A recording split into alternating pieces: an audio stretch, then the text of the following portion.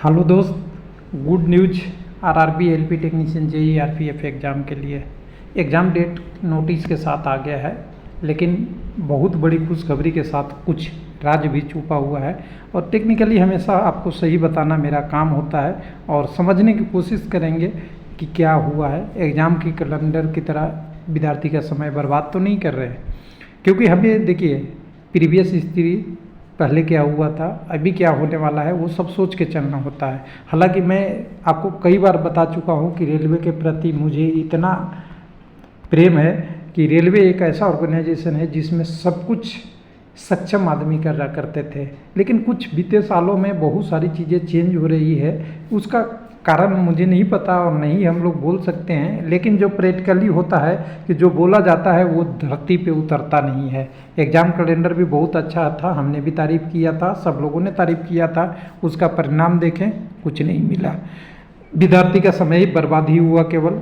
तो क्या tentative date मतलब समझते हैं ना, टेंटेटिव मतलब अनुमानित डेट है। इसमें कुछ चीज़ें रहस्य की बात करेंगे, दोनों चीज़ों की बात करेंगे, क्योंकि अभी देखिए एग्ज़ाम डेट आना कोई बुराई नहीं है। कुछ लोग इसको नेगेटिव में ले जाएंगे, हम नेगेटिव वाले नहीं हैं। एग्ज़ाम डेट आया है तो खुशी के मारे कह सकते हैं कि आपका एग्ज़ाम उन कैंडिडेटों से आप कंपेयर कर सकते हैं जो रेलवे में जॉब कर रहे हैं और बोनस आने पे खुश हो रहे हैं। उस तरह से आपके लिए ये बोनस है दिवाली के लिए। डेट दिवाली दशहरा से पहले आया है, बहुत बहुत बधाई कैंडिडेट का। लेकिन इसके कोई चीज़ छुपा हुआ है, उसको तो हमें डिकोड या समझना पड़ेगा ना। क्या चीज़ समझना पड़ेगा? अभी थोड़ा सा बैकग्राउंड में जाएंगे कि रोजगार का बात हुआ था पहले कि 2 करोड़ पर ईयर, उसके बाद बात हुआ कि 10 लाख पर ईयर, लेकिन ना 2 करोड़ पहुंचा ना 10 लाख पहुंचा। सारा चीज़ें रुक गया सेंट्रल गवर्नमेंट की पॉलिसी में। और बाद में बीच बीच में वो रोजगार मेला भी आई, बहुत सारी चीज़ें आई, लेकिन जितने लोगों को कैंडिडेट मिला वो बधाई के पात्र हैं। लेकिन किनको नहीं मिला वो अभी भी अफसोस कर रहे हैं कि फंस तो नहीं गए कि पूरा नाम आते आते मेरा नाम नहीं आया। उसी तरह इस नोटिफिकेशन में अगर ओपन करके देखिए, ओपन करके देखेंगे और तुलना करेंगे जो लोग कह रहे थे फेक या रियल है। देखिए फेक और रियल में ज़्यादा अंतर नहीं होता। फेक में भी डेट पड़ती है और रियल में भी डेट पड़ती है, लेकिन भावनाएं होती है कि क्या चीज़ है, उसका जो पैटर्न होता है उससे फेक रियल क्लियर होता है। पहले क्या था, उन्होंने जो एग्ज़ाम का नोटिस नहीं निकाला था उसको भी एग्ज़ाम का डेट निकाल दिया था बिना नोटिफिकेशन से, इसलिए वो फेक था। चाहे डेट कितनी भी करेक्ट हो, इसके लिए किसी से बेसिक कंसेप्ट सीखने की ज़रूरत नहीं है।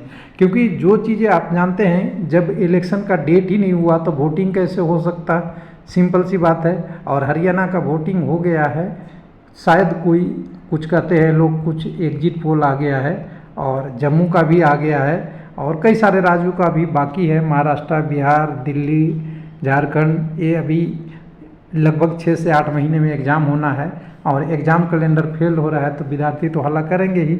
इस पर्सपेक्ट को थोड़ा सा ध्यान से देखेंगे तो आपको कुछ मिलेगा। सबसे पहले देखिएगा, मैं अगर आपका पूछूं कि जब इलेक्शन का डेट अनाउंस नहीं हुआ तो वोटिंग के बाद रिजल्ट कैसे आ सकता है, तो लगेगा कि कुछ ना कुछ तो बनावटी है भाई। पहले से ही एक्सपेक्टेड कोई कर रहा है कि मैं जीत जाऊंगा, ऐसा लगेगा ना। कोई भी, चाहे कोई भी किसी भी घर लेवल पे कहे, घर का मुखिया कहे या कोई कहे। मैं बात करता हूँ आपको, ऐसा किस लिए कह रहा हूँ कि आपके दिमाग पे जोर पड़े, तब समझ पाइएगा, नहीं तो नहीं समझ पाइएगा। समझ गए हैं तो ठीक है। हम बात कर रहे हैं 2/24 का टेक्नीशियन का एग्ज़ाम है। एग्ज़ाम डेट 16/12/2000 से 26/12/2024 है। आपको पता है आप पढ़े लिखे विद्यार्थी हैं, आपका अप्लाई करने का डेट अभी चालू है, आरआरबी बदलने का भी डेट चालू है, और न्यू कैंडिडेट भी अप्लाई कर सकते हैं, वो भी जारी है। अब ये न्यू कैंडिडेट अप्लाई करेंगे, कितने कैंडिडेट होंगे, 1 दिन 2 दिन रिजर्व लेके किया है एग्ज़ाम या नहीं किया है मुझे पता नहीं। लेकिन जैसा फेक और रियल नोटिस की बात करें तो 2/12 को हम कोडिंग मिलाते हैं। पता नहीं उन्होंने किन के चैनल से स्क्रीनशॉट कोई खींचा है भाई, मुझे नहीं पता किस चैनल का है। मेरे टेलीग्राम पे ये शो कर रहा है, इसलिए मैं यहाँ से आपको उस टॉपिक को ले रहा हूँ। 1 मिनट। बहुत लोगों ने शेयर किया है, कोई फेक कर रहा है, कोई सही कर रहा है, कोई रियल कर रहा है, लेकिन उसमें हमें कुछ चीज़ें मिलेगी। अच्छाई मिल जाए तो अच्छाई ढूंढना चाहिए हमें, कहीं से भी आया हो। देखिए यहाँ टेक्नीशियन का एग्ज़ाम जो था 14,298 वैकेंसी है, सब कुछ था। डेट भी वही था 16 to 20 और 23, 24 और 26, यानी 5 दिन इधर और 3 दिन इधर, 8 दिन का पेपर था। डिकोड है ना ये जी, पूरा पूरा डिकोड है। 16, 17, 18, 19, 20, फिर 23, 24 और 26, 8 दिन पेपर है। कैंडिडेट कितने हैं पता नहीं है, अभी अप्लाई करना लोगों को बाकी है। तो इसमें हो सकता है 1-2 दिन रिजर्व रखा हो कि 2 दिन में जो अप्लाई करेंगे वो होगा। लेकिन 2 दिन अगर रिजर्व रख के कर रहे हैं, मान लेते हैं कि हम आप एक्सपेक्टेड कर रहे हैं कि 2 दिन में और कैंडिडेट आ जाएंगे, कितने भी आ जाएं उसको हम इंक्लूड कर लेंगे, तो इसे बोलते हैं प्रेशर पॉलिटी। हम पॉलिटिक्स नहीं कहें, थोड़ा सा ठीक है, पॉलिटी राज व्यवस्था। क्यों? क्योंकि आपको पता है कि अभी इसमें कितना कैंडिडेट आएगा नहीं आएगा, उससे पहले एग्ज़ाम डेट घोषित कर रहे हैं ना, तो कहीं ना कहीं एग्ज़ाम से तो प्रेशर ही है। आपने लेट किया है, डिले किया है, आपका प्रोसेस स्लो हुआ है, उसका प्रेशर है, या आने वाले चुनाव का प्रोसेस है, ये भी हो सकता है। लेकिन हम एक विद्यार्थी हैं, हम लोग विद्यार्थी पॉलिटिकल में नहीं जाएं तो बहुत अच्छा है, किसी को भी नहीं जाना चाहिए। सरकार अपना काम करती है, विपक्ष अपना काम करती है, इन लोगों से ना हमें कुछ मिलना है ना जाना है, हमें चाहिए जॉब। विद्यार्थी को क्या चाहिए? जॉब, चाहे ए दे या बी दे। वही बात यहाँ हो रही है कि जब ये एग्ज़ाम का प्रोसेस जब आया था तो लोगों को जल्दी नौकरी उम्मीद थी, वो अभी जब नौकरी मिलने के बारे में हुई तो अभी CBT 1 हो रहा है। तो अब यहाँ पे डिकोड करते हैं। LP का एग्ज़ाम है 25/11 से 29/11, 15 दिन आपका ऑब्जेक्शन मैनेजमेंट में मिनिमम जाएगा। दिसंबर ख़त्म हो जाएगा एकदम, बिल्कुल मैं गारंटी लेता हूँ। ऑब्जेक्शन मैनेजमेंट में लेते लेते फास्ट प्रोसेस की बात कर रहा हूँ, लेट का तो चलिए 1.5 साल में भी रिजल्ट आती है, लेकिन दिसंबर के बाद रिजल्ट आते आते आपको जनवरी हो जाएगा। अगर जनवरी में 15 दिन पहले भी नोटिफिकेशन आपको दे देता है कि CBT 2 का, तो आपका फरवरी तक एग्ज़ाम आपका हो पाएगा। फरवरी के बाद आपका फिर से शेड्यूल, जो बचे हुए एग्ज़ाम है उसके लिए लिखा है ना जी कि बाकी बचे हुए जो आपके एग्ज़ाम का है, जो अलग सेंट्रलाइजेशन है, उसी को हम डिकोड कर रहे हैं ना कि बाकी बचे हुए एग्ज़ाम यहाँ दे दिया था। अगर वो रियल नोटिस है तो बचे हुए का मैं मान लेता हूँ कि बचे वाले, 1 मिनट, बचे हुए एग्ज़ाम इसी में आ जाएंगे। वो बार बार हट जा रहा है ना इसमें से, स्क्रीन में मेरे चैनल से।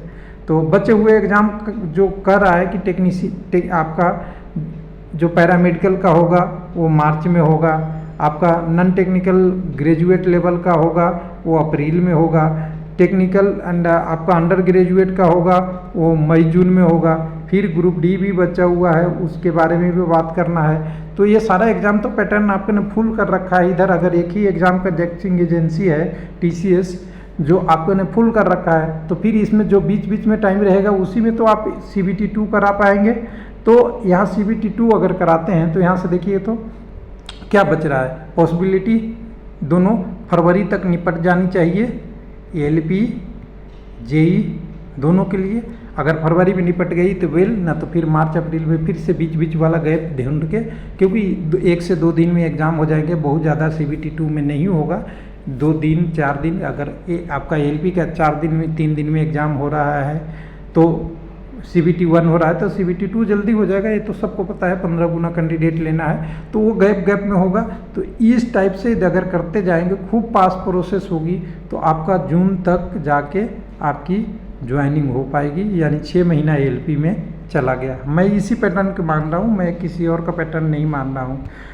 LP चला गया, JE भी जून तक लगभग हो जाएगा। अगर इस एग्ज़ाम से हो गया तो जून जुलाई तक आपका JE भी हो जाएगा।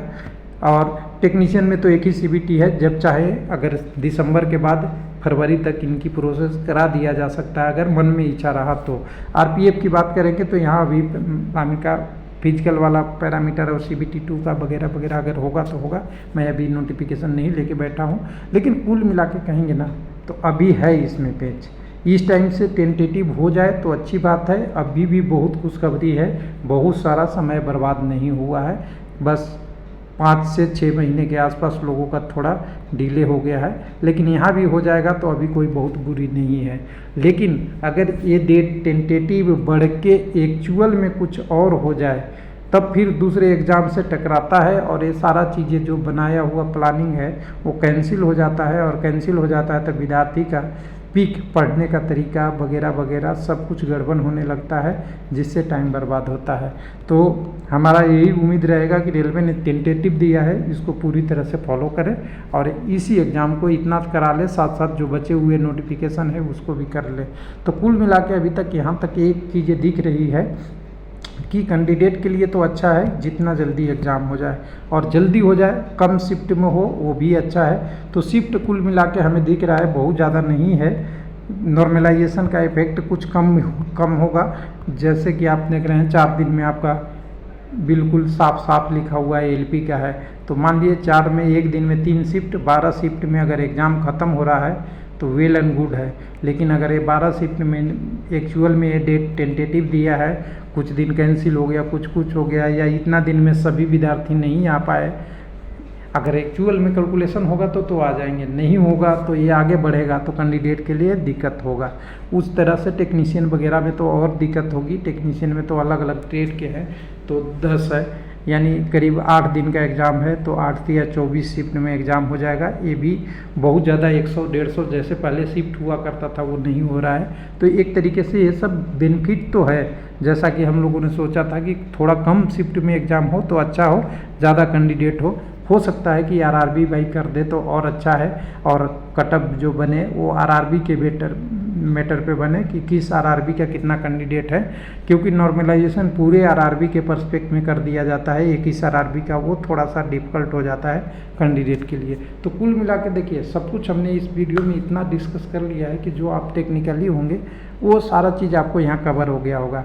फिर भी उम्मीद के साथ सारी चीज़ें टिकी हुई है। पहले भी लोग सोच रहे थे कि जल्दी एग्ज़ाम आ जाए, जल्दी हो जाए, तो आपके पास एग्ज़ाम है तो पहले से 2 कदम आप आगे हैं स्वच्छता की ओर। थैंक यू, धन्यवाद।